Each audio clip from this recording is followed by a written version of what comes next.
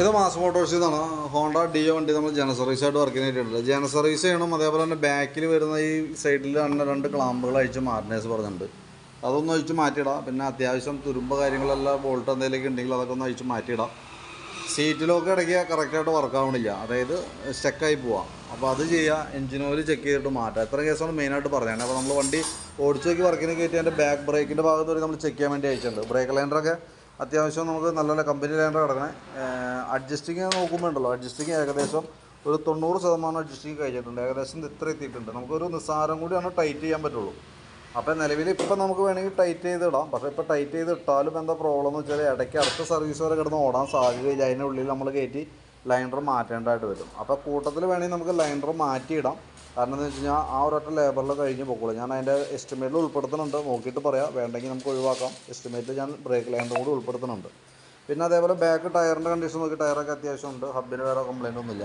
പിന്നെ air filter, clutch സൈഡൊക്കെ നമ്മൾ ചെക്ക് ചെയ്യാൻ വേണ്ടിയിട്ട് അയച്ചിട്ടുണ്ട്. എയർ ഫിൽറ്ററൊക്കെ പുതിയ ഫിൽറ്റർ കിടക്കണേ. ഒന്ന് തുടച്ച് ക്ലീൻ ചെയ്ത് റീസെറ്റ് ചെയ്താൽ മതി. കമ്പനി ലൈനർ, ഹോണ്ടയുടെ ഒറിജിനൽ ലൈനർ കിടക്കണം കേട്ടോ. പിന്നെ ക്ലച്ച് നമ്മൾ അഴിച്ചു നോക്കി, ക്ലച്ചൊക്കെ നല്ല ഫ്രഷ് ആയിട്ടാണ് ഇരിക്കണം. ഓയിലേക്ക് കാര്യങ്ങളൊന്നുമില്ല. അതിൻ്റെ വേരിയേറ്റർ ബോഡി, ബെൻഡെക്സ് തുടങ്ങിയിട്ട് എല്ലാ ഭാഗങ്ങളും നമ്മൾ ചെക്ക് ചെയ്ത് പോകുന്നുണ്ട്. വേറെ പറയത്തൊക്കെ കംപ്ലയിൻ്റ് ആയിട്ടൊന്നുമില്ല. നമ്മളതിൻ്റെ ബെൽറ്റ് നോക്കി, കമ്പനി വണ്ടി വന്നപ്പോൾ ഉള്ള ബെൽറ്റാണ്. നല്ല രീതിയിൽ ലൈഫ് കിട്ടുന്ന മോഡൽ ബെൽറ്റാണ് ഇതുമ്പോൾ കിടക്കുന്നത് കേട്ടോ. അപ്പോൾ അത് പരമാവധി ഓടട്ടെ, വേറെ ഡാമേജ് ഒന്നുമില്ല. പിന്നെ നമുക്ക് സീറ്റ് ലോക്കിൻ്റെ കംപ്ലയിൻറ്റ് ഈ ക്യാച്ചർ യൂണിറ്റ് ടൈറ്റ് ആയതാണ്. അപ്പോൾ അതൊന്ന് ചേഞ്ച് ചെയ്തിട്ടേക്കാം. അതേപോലെ തന്നെ ആക്സിലേറ്റർ കേബിൾ, ചോക്കിൻ്റെ കേബിളൊക്കെ ചെക്ക് ചെയ്ത് വേറെ കംപ്ലയിൻ്റ് ഒന്നുമില്ല. ഹെഡിൻ്റെ ഭാഗത്താലും വേറെ പ്രോബ്ലം ഒന്നുമില്ല. കാർബറേറ്റർ വേറെ പ്രോബ്ലം ഒന്നുമില്ല. അതുകൊണ്ട് നമ്മൾ കാർബറേറ്റർ അഴിക്കുന്നില്ല. ജനറൽ സർവീസിൽ കാർബറേറ്റർ ക്ലീനിങ് വരുന്നില്ല. പ്രത്യേകിച്ച് വേറൊരു കംപ്ലയിൻറ്റ് ഇല്ലാത്തത് കൊണ്ട് നമ്മൾ കാർബറേറ്റർ അഴിക്കേണ്ടതെന്ന് പറഞ്ഞു കേട്ടോ. കാരണം എന്ന് വെച്ചാൽ എന്തെങ്കിലും ഓവർഫ്ലോ മിസ് ചെയ്യുക അങ്ങനെ എന്തെങ്കിലുമൊക്കെ ഉണ്ടെങ്കിൽ മാത്രം അഴിച്ചാൽ മതി.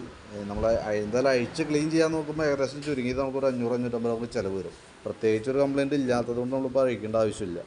പിന്നെ നമുക്ക് അതിൻ്റെ ഫ്രണ്ടിലത്തെ ബുഷ് സെറ്റ് കാര്യങ്ങളൊക്കെ ഒന്ന് അഴിച്ച് ഗ്രീസ് ചെയ്യാൻ വേണ്ടിയിട്ട് അഴിച്ചു. അപ്പോൾ ഗ്രീൻ ബുഷ് കംപ്ലയിൻ്റ് ഉണ്ട്. അതിൻ്റെ ലിങ്ക് ബുഷൊക്കെ ഒന്ന് അഴിച്ച് ഗ്രീസ് ചെയ്ത് നമുക്ക് റീസെറ്റ് ആക്കാം. അതേപോലെ തന്നെ ഫ്രണ്ടിലത്തെ ബ്രേക്ക് ലൈനറൊക്കെ അത്യാവശ്യം ഉപയോഗിക്കാനുണ്ട്. ബ്രേക്ക് ക്യാമൊക്കെ ഒന്ന് അഴിച്ച് ഗ്രീസ് ചെയ്ത് നമുക്ക് റീസെറ്റ് ചെയ്യാം. ഫ്രണ്ടിലത്തെ ടയറായാലും അത്യാവശ്യം നല്ല ടയർ, പുതിയ ടയർ കിടക്കണം, വലിയ പഴക്കമായിട്ടില്ല കേട്ടോ. അതേപോലെ വീൽ ബെയറിങ്ങിൻ്റെ ഭാഗത്ത് വേറെ പറയത്ത കംപ്ലയിൻ്റ് ഒന്നുമില്ല. ബാറ്ററി നമ്മൾ കൂട്ടത്തിൽ കിടന്ന് ചെക്ക് ചെയ്ത് കൊടുക്കുന്നുണ്ട്. 2023 മോഡൽ ബാറ്ററിയാണ് ഇതിന് ഇരിക്കുന്നത് കേട്ടോ. അതിൻ്റെ വോൾട്ട് നോക്കുമ്പോൾ 13 വോൾട്ട് കാണുന്നുണ്ട്. 8.77 വരെയാണ് അതിൻ്റെ റേഞ്ച് ലോഡ് ടെസ്റ്റ് നടത്തുന്ന സമയത്ത്. വേറെ നിലവിൽ കംപ്ലയിൻ്റ് ഒന്നുമില്ല. പിന്നെ അതിൻ്റെ സ്പാർക്ക് പ്ലഗൊക്കെ നല്ല ടൈറ്റ് ആകുന്നു അതിൻ്റെ ഉള്ളിൽ.